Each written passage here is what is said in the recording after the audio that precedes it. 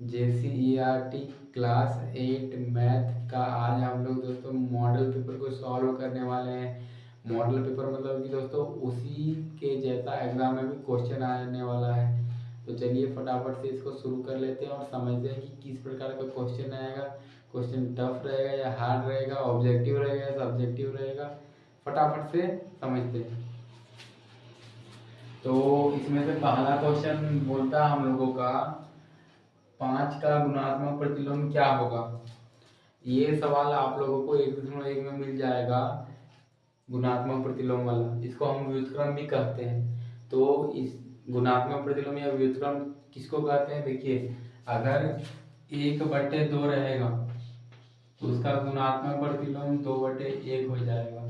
गुणात्मक मतलब कि जैसे गुना गुना में भिन्न का गुना में क्या होता है, ऐसे ऊपर नीचे कटता है ना, ऊपर नीचे कटता है। तो गुणात्मक प्रतिलोम मतलब ऊपर नीचे को बदल दो, तो 1/2 है तो 2/1 हो जाएगा। तो इस तरह से यहाँ पर 5 दिया है तो इसका हो जाएगा 1/5। ऑप्शन डी इसका सही हो जाएगा। अब चलिए क्वेश्चन नंबर 2 की ओर। 2 में कहता है दो परिमेय संख्या के बीच कितनी परिमेय संख्या होती है। ये काफ़ी आसान सवाल है और काफ़ी इम्पोर्टेंट भी है। तो इसका आंसर आप लोग कमेंट में दीजिएगा।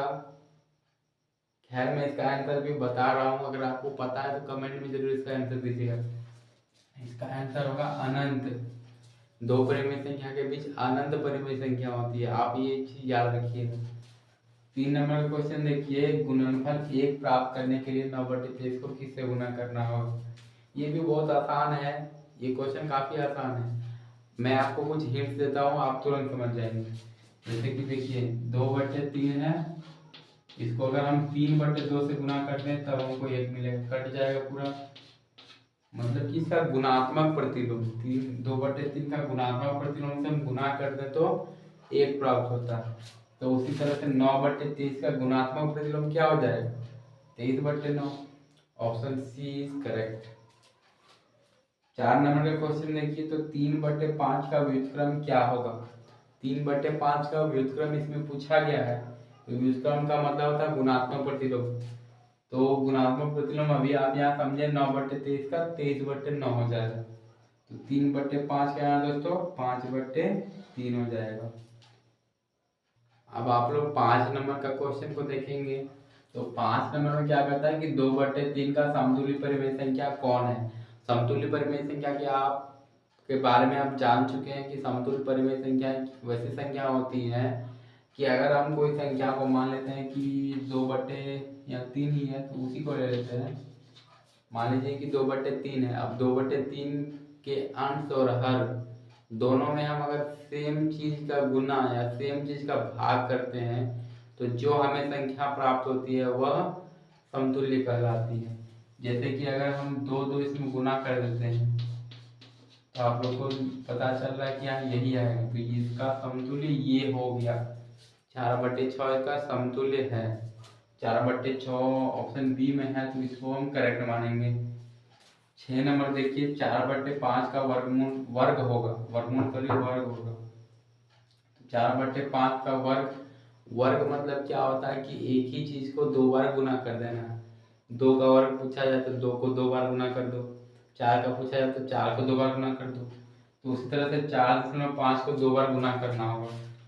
तो गुना करने पर ये आएगा 2025।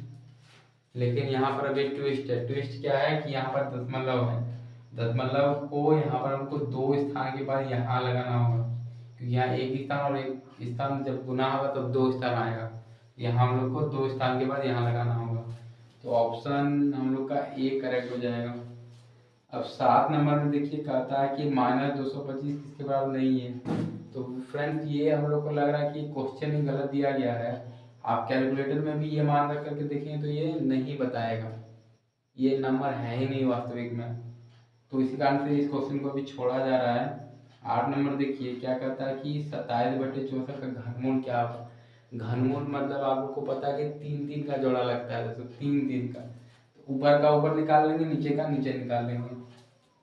27 का निकाल लेते हैं हम। 3 से जाएगा, 3 9 27 और 3 3 9 और फिर ये 3 एक बार। आप लोगों को यहाँ दिख रहा है कि 3 का जोड़ा लग चुका है, 3 का 3 3 का जोड़ा लग चुका है। यहाँ से एक 3 निकलेगा, आप लोग को पता है, मतलब कि ऊपर में 3 जाने वाला है दोस्तों। तो 3 यहाँ पर किसी में है ही नहीं ऊपर में, फटाफट से हम इसी को सही मान लेते क्योंकि इसी में ऊपर में 3 है। आप नीचे में निकाल के देख सकते 64 का नीचे में 4 ही आएगा, तो इसीलिए ये ऑप्शन डी सही हो जाएगा। अब हम लोग फ्रेंड्स 9 नंबर की ओर बढ़ते हैं। तो 9 नंबर में क्या कहा है कि 72 को की सबसे छोटी संख्या से गुना करें कि वह पूर्ण घन बन जाए। पूर्ण घन के बारे में आप लोग को अभी तुरंत पता चला है कि वहां पर 3 3 का जोड़ा लगता है। जैसे कि अगर 2 है तो ये 3 बार आना चाहिए, 3 है तो ये भी 3 बार आना चाहिए, इस तरह से लगता है। यहाँ तक आप लोग को पता है। तो हम क्या करें, पहले 72 का अभाज्य गुणनखंड निकालेंगे, देखेंगे कि किसका किसका 3 3 का जोड़ा लग रहा है, किसका नहीं लग रहा है। जिसका 3 का जोड़ा नहीं लगेगा हम उसी को उसमें से एक गुना कर देंगे तो वह जोड़ा बन जाएगा और वो पूर्ण घन बन जाएगा।